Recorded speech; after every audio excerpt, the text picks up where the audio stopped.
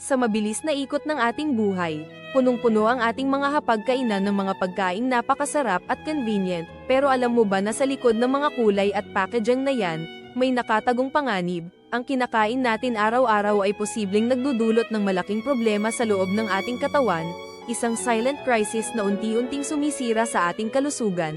Madalas nating pinag-uusapan ang benepisyo ng omega-3, pero may isa itong, kapatid, na sa modernong diet ay labis-labis na natin nakukuha, ang omega-6, mahalaga silang dalawa, oo.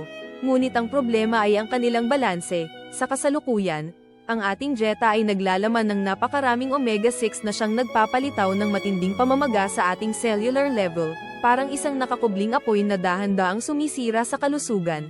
Ang talamak na pamamaga ay hindi na biro, direkta itong konektado sa maraming seryosong sakit, mula sa sakit sa puso, stroke, hanggang sa diabetes. Ang pagkakaroon ng tamang balanse ng omega-6 at omega-3 ay kritikal para sa ating mahabang buhay at kapakanan. Hindi pa huli ang lahat para kumilos. Oras na para piliin ang natural na pagkain at unahin ang tunay na kalusugan.